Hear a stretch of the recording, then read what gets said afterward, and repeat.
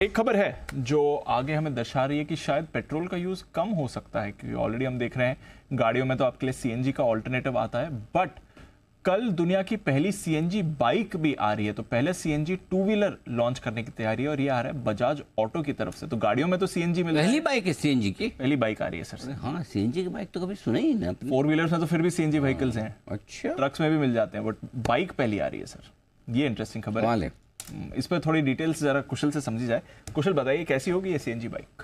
बिल्कुल दीप, आप देखिए यहाँ पर सीएनजी की जो बाइक आने वाली है, ये दुनिया की सबसे पहली सीएनजी बाइक होने वाली है, जिसमें बजाज ऑटो इसको लीड लेते हुए दिखेंगे। तो ये लॉन्च करने वाले हैं कल के दिन में। तो देखना है कि यहाँ पर किस तरह के फाइनल जो बिल्डअप है, जो प्रोडक्ट है, वो कैसा रहता है और साथ ही किस तरह से आगे इस पर कॉमेंट्री रहती है। बट ऑफकोर्स यहाँ पर नितिन गडकरी जी कल 2 बजे पुणे की रिक्रिएशनल फैसिलिटी में इसका लॉन्च करने वाले हैं। 100 से 125 सीसी की ये जो बाइक है, ये सेगमेंट में ये उतरने की उम्मीद है। और ये जो बाइक है, ये पेट्रोल और सीएनजी दोनों रहेगी, यानी कि आप एक तरह से कह सकते हैं कि हाइब्रिड आपको स्विच करने का ऑप्शन यहां पर बजाज ऑटो देती हुई दिख सकती है। साथ ही यहां पर पेट्रोल बाइक की तुलना में अगर आप देखेंगे तो रनिंग कॉस्ट सीएनजी का ऑलमोस्ट आधा हो जाता है। ऑब्वियसली की कॉस्ट का डिफरेंस तो है ही, साथ ही जो माइलेज है वो भी रिलेटिवली सीएनजी मोटरसाइकिल्स में पेट्रोल मोटरसाइकिल के मुकाबले कंपैरेटिवली ज्यादा है। इनफैक्ट बाइक के जरिए कंपनी जो है 30,000 से 35,000 की जो मंथली इनकम वाली ऑडियंस है, जो टारगेट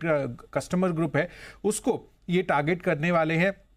और 6 देशों में बाइक को एक्सपोर्ट्स करने की भी योजना है। तो एक बड़ा कह सकते हैं कि प्रोडक्ट लॉन्च यहाँ पर बजाज ऑटो की तरफ से होता हुआ दिखेगा कल के दिन में। एंड अगर आप पेट्रोल मोटरसाइकिल से कंपेयर करेंगे तो यहाँ पर उसकी तुलना में 15,000 के अतिरिक्त खर्च पर सीएनजी बाइक भी आपको मिल सकती है। तो ऐसी एस्टिमेटेड कॉस्ट है जो पेट्रोल और साथ ही सीएनजी मोटरसाइकिल से अगर आप कंपेयर करेंगे। तो माइलेज के लिहाज से और जो रनिंग कॉस्ट की मैं बात कर रहा था, वहां पर एक फेयर कंपैरिजन नुवामा ने किया है, जहां पर 22,822 रुपए यहाँ पर एनुअल फ्यूल कॉस्ट आपका पेट्रोल मोटरसाइकिल में लगता है। उसके मुकाबले अगर आप सीएनजी मोटरसाइकिल यूज करेंगे तो लगभग 10,060 रुपए यहाँ पर आपका एनुअल फ्यूल कॉस्ट आता हुआ दिख सकता है। तो क्लियरली यहाँ पर अगर आप सीएनजी बाइक्स लेते हैं तो आपको बड़ा डिफरेंशियल आगे चलकर जो फ्यूल कॉस्ट है, जो रनिंग रेकरिंग कॉस्ट है, उसमें आपको कम होता हुआ दिखेगा। तो इसी वजह से ये एक बड़ी हाईलाइट बनने वाली है पूरी की पूरी टू व्हीलर इंडस्ट्री में।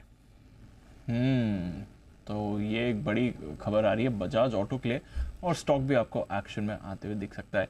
एक बार वागले साहब से एक चार्ट चेक ले लेते हैं, फिर एक फंडामेंटल व्यू भी जैन साहब से लेंगे। वागले साहब एक बार जरा चार्ट देख लें बजाज ऑटो के सर। 9,500 9,400 के आसपास ट्रेड हो रहा है। सपोर्ट एरिया है, मुझे बहुत ज्यादा साइडवेज दिखता है। कंक्लूसिवली 9,600 के पार निकला तो थोड़ा सा मोमेंटम आएगा, 98 9,900 तक जा सकता है। 9,500 ब्रेक करता है, 9,450 के नीचे ट्रेड होता है तो फिर 9,200 जा सकता है।